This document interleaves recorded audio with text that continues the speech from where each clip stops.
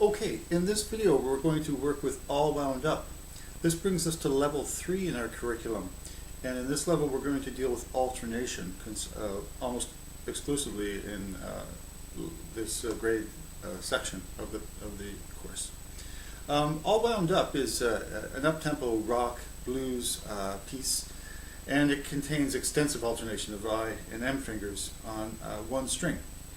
It has a beautiful slow melody in the B section to contrast the first section as well. Guitar 1. Let's talk about that. So this part begins with the left hand nails tapping on the upper bout of the guitar. We've done this before, and we're going to do it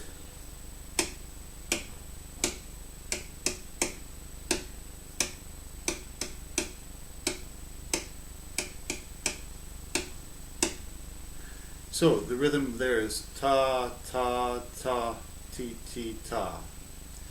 Now the rhythm of the main theme comes in at bar 15 of B section. It's a very syncopated rhythm, which means that a lot of the notes are played off the beat. You should be able to get it by listening to the track online and by following along with me. The rhythm goes like this: da, da, da, da, da, da, da, da, da, da, da, da, da, da, da, da.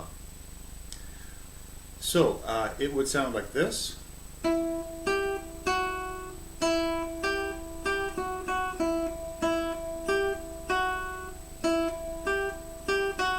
you'll notice that I'm alternating strictly with I and M throughout on that.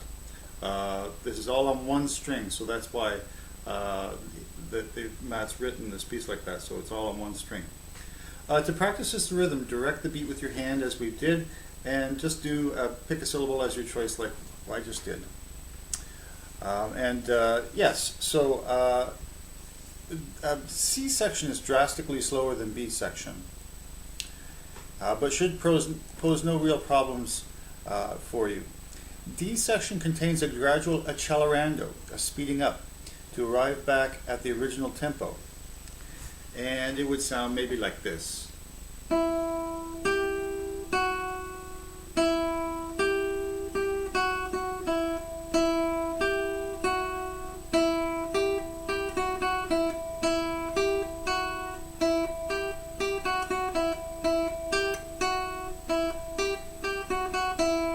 And you can follow your conductor, which will probably be me or maybe some of the kids from 2CG3 or 3CG3 I should say.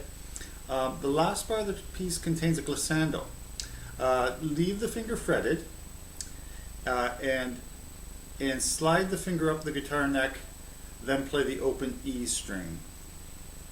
So the last part goes like this: E, G, F sharp. So again, the F sharp, we play it, and then we slide it up like that. So the ending is going to sound like this one more time.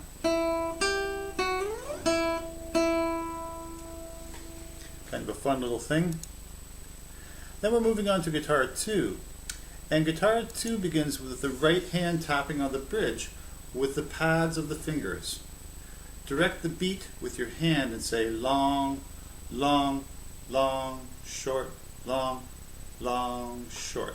This is the same rhythm as the tango that we did, same rhythm as Spy Tune in fact. So we're going to play like this: long, long, short, long, long, short.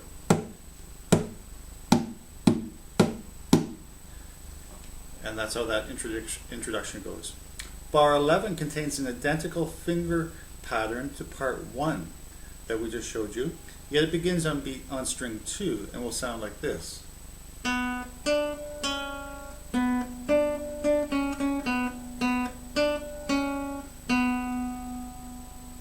The theme then migrates to the 3rd string at B section and is identical, so it will sound like this.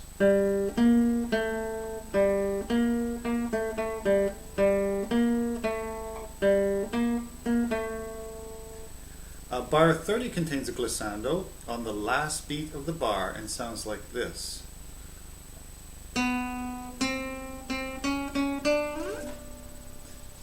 So yes, it's the D note.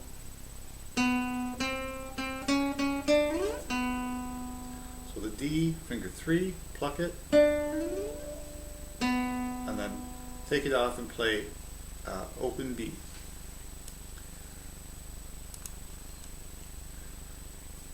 There's also a glissando in the second to last bar of the piece in this part as well, and it will sound like this. G, B flat, A. We'll do that again. G, B flat, A glissando, G, and B flat. In tempo it would sound.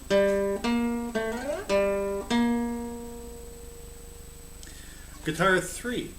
This part begins with a dramatic glissando starting at the 12th fret of the low string 6. So it's right where the guitar meets the neck meets the body, the fret 12, where we do harmonics in fact. But this time we will fret the string at the 12th fret. We pluck that note, we glissando down to the open string as follows. One more time. I'm looking at the last note of the bar, the E. So if I was to play the whole bar, it would be like this. And that's sort of the rock and roll sort of influence coming through. Other glissandos occur at measure 30, where it goes B, B,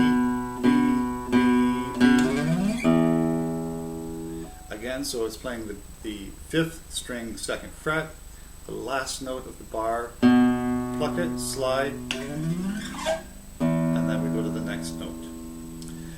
At C section, part 3 has the melody at bar 34, which is played slowly and sensitively. The rhythm will sound like it will sound like this.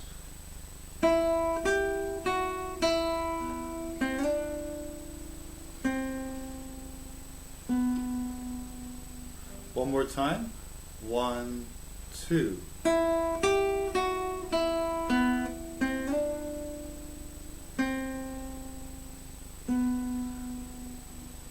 Notice the slur from the C to the D.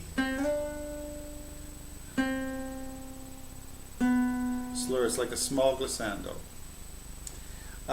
In D section, be sure that the alternation between I and M fingers is precise during the accelerando and the return to the theme. You have a lot of 8th notes at that section. So just make sure that they're always alternating strictly. And I think that's everything for this piece. Be sure to listen to the tracks and play along with the tracks. That will be a tremendous help. And if I put up a video link of previous classes playing this, watch that as well. Thanks.